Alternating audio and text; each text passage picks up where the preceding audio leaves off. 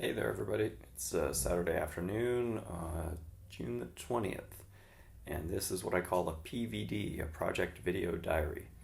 I haven't done one of these in a little while, so I figured I would just check in since I have been quite busy here in the studio, especially the last couple of months, drawing new comics pages. So that's been exciting.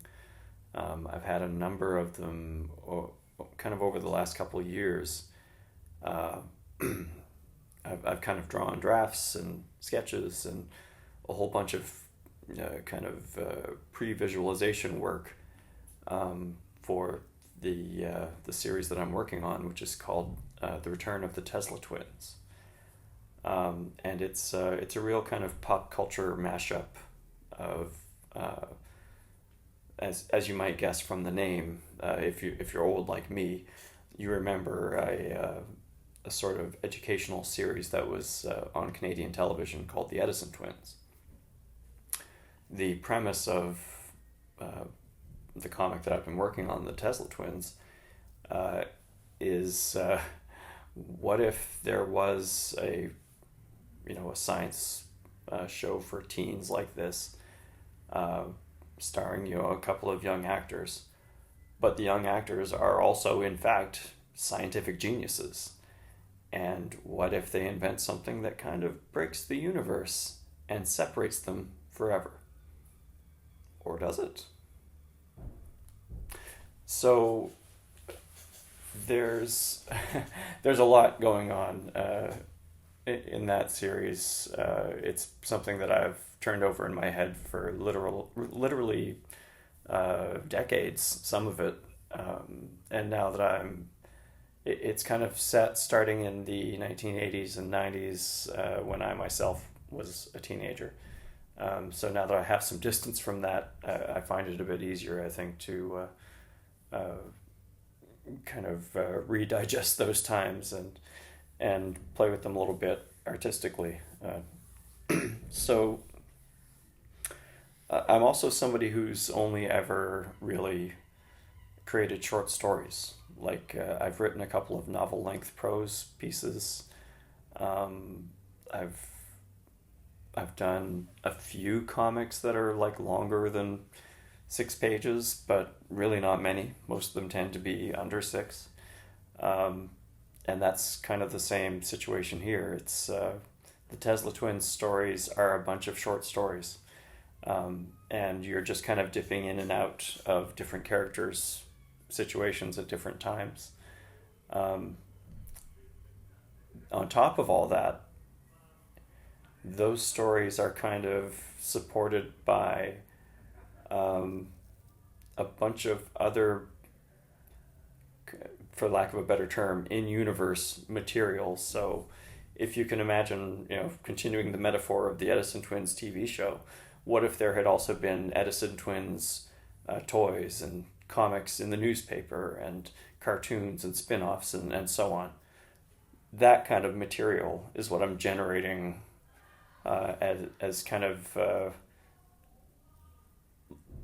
little in-universe additions that are not really critical to understanding the story, but they kind of thematically support things, and they hopefully work as amusing little things on their own. The whole project, much like my life, I suppose, is very influenced by the likes of, say, David Lynch and, to an extent, Andy Warhol. There's a lot of Lou Reed jokes in this book. It's, just a bunch of stuff that has influenced me personally and artistically over the years. So I'm going to stop talking and start showing you some of the pages that I've done in the last couple of months. I'm really enjoying my process for making these pages, which is to basically sketch them out at 11 by 17 on some artboard. And I've basically been trying to get them, I'm kind of following like an 80-20 rule or 90-10 if I can get there, where I'm finishing the art as well as I can on the artboard so that it's, just approximately, to my eye, 90% done. And then I'll scan it, bring it into the Affinity suite, clean it up, bump up the contrast. I'm not really going to ink it. I'm just using my pencils and making some adjustments and doing some cleanup digitally. But really, I want to try and keep it as close to like reasonably nice, tight penciled pages if I can. So these are the first Tesla Twins short story. Is from the perspective of one of the characters who was in my old webcomic, Time Wounds All Heals. Her name is Claire, and she's kind of the daughter of one of the main characters of that Tesla Twins show, her dad, Declan. So this is a story about her coming to visit him at his Toronto apartment. And it's called A Female Gaze. So this is the first page here.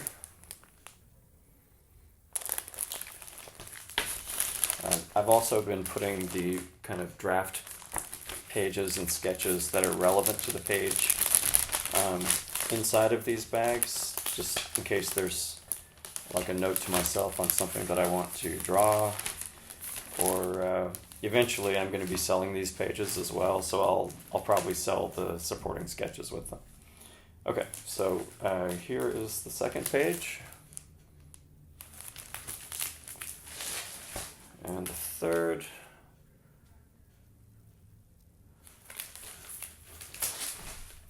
And the fourth. Things start to get a little weird. And then the fifth. Okay. And so those are the pages for Female Gaze. The next story that these pages are not done yet. I've got 3 pages done, but I think there's going to be at least a couple more to come. This one is titled, I'm actually not sure what the title is. For lack of a better title at this point, I'm going to say All You All the Time, which is kind of an in-universe slogan for the in-universe version of, okay, if you know Toronto media, you know City TV. The in-universe version of that here is called The Tip, Toronto Independent Programming. So there's a lot of references to, as seen on The Tip, or that kind of thing. And this is a story about the former child star Declan being interviewed on a program called Stage and Screen in Universe, but is basically meant to be City Lights with Brian Linehan, who was I believe, Toronto-based film critic who was on syndicated TV forever, interviewing movie stars and talking about film. Very knowledgeable guy, famously well-researched. Martin Short had a brilliant comedy sketch about it once. Anyway, so here's the first page of that comic, where we see Declan as he's in his 20s, I believe, at that point, and maybe even 30s. Talking about being a young actor and so on, talking about his parents. And then here we see the first of what's going to be many of Declan's inventions. Something that allows, a contact lens that allows the interviewer to see Declan's memories, essentially. So there's going to be a lot of weird little science fiction-y bits like that are not necessarily going to be explained beyond what you saw just there. There's going to be a lot of I knew your father in the Clone Wars in these comics, and that's by design. It's going to be a lot of stuff that's just left unresolved, and maybe it'll get picked up later, maybe it won't. So that story is still in progress. As I said, there's a couple more pages to go, I think. I'm going to try not to make this video too long. So the next set of pages are for a story called Exit Through the Gift Shop, which is about Claire finally catching up with her dad and having a bit of a chat with him. But it's preceded by a fun little single-page story, which is also a new Time Wounds All Heals page called The Callback. I do love callbacks. And so it's, just a way to connect Time Wounds All Heals to these new comics. And it has a shout out to one of our diehard fans of Time Wounds All Heals. So Exit to the Gift Shop is Claire talking to her dad. She's pretty upset about something. Here he is trying to console her and explaining what's going on. And here she is kind of reacting to that information. So that's a 3-page story, I believe, plus that extra little intro page from Time Wounds All Heals. So that's what I've got right now for Tesla Twins pages that are done.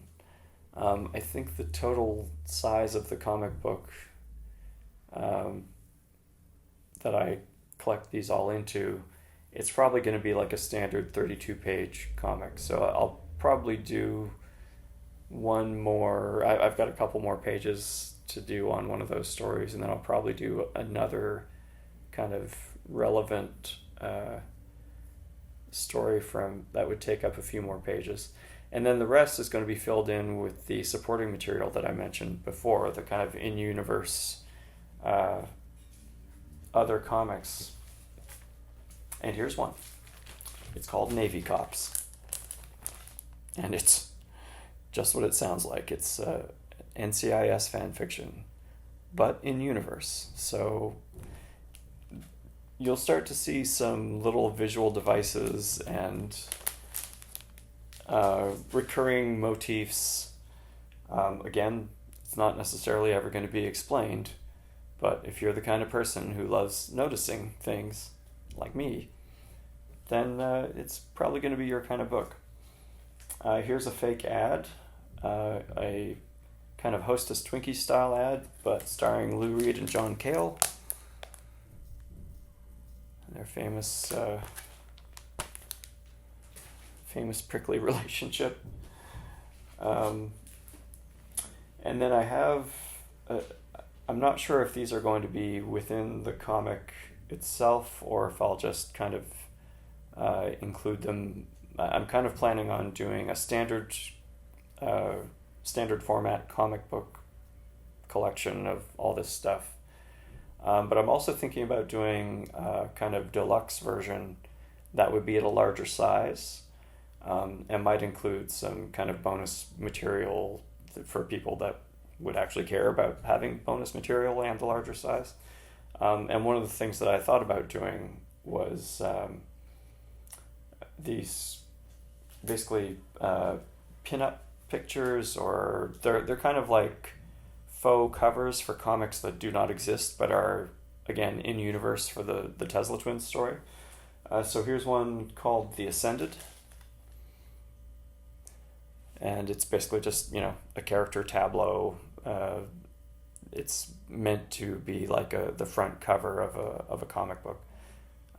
So you've got kind of some main characters here, a couple that I have not drawn yet, and then the kind of leader of this super team in the back. So there's that one, and this one, which is kind of a related title called The Envoy.